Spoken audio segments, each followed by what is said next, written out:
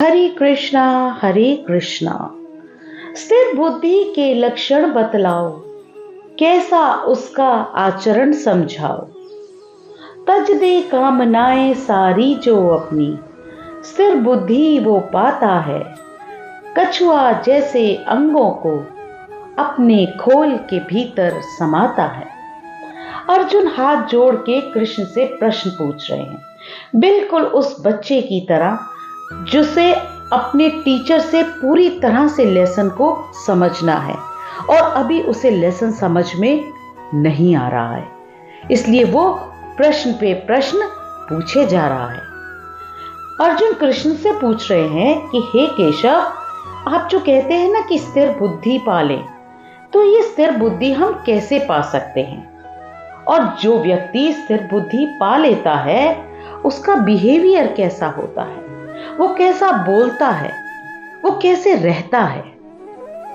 तब श्री भगवान कृष्ण कहते हैं कि स्थिर बुद्धि वाला व्यक्ति मोह, भय, इच्छा, क्रोध, ये सारी कामनाएं, सारी विशेष त्याग देता है। उसके मन में कोई भय नहीं होता, कोई इच्छा नहीं होती, कोई क्रोध नहीं होता, कोई मोह नहीं होता। बस उसके मन में शांति और संतुष्टि होती है। ऐसा इंसान किसी मटीरियलिस्टिक सुख सुविधा पर भी डिपेंडेंट नहीं होता कि अगर एसी नहीं है, कूलर नहीं है तो मैं कैसे रहूंगा। ऐसा इंसान दुख में ना तो बहुत ज्यादा विचलित हो जाता है, बहुत ज्यादा डिस्ट्रैक्ट हो जाता है, बहुत ज्यादा पैनिक कर जाता है, डिप्रेस्ड हो जाता है, और अगर कुछ अच्छा होता है तो खुशी से पागल भी नहीं हो जाता। वो किसी से होड़ नहीं करता, ना ही किसी से जेलसी करता है। बस पूरा फोकस, पूरे कंसंट्रेशन से, निष्काम भाव से अपना काम करता रहता है।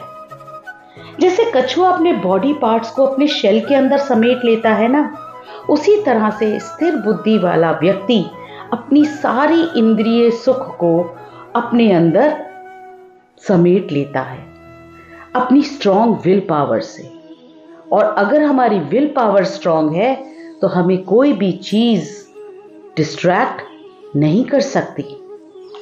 जैसे अगर खाना रखा हो और आपने अपनी विल पावर से अपनी जीभ पर विजय पा ली है, तो आप उस खाने को देखकर कभी डिस्ट्रैक्ट नहीं होंगे।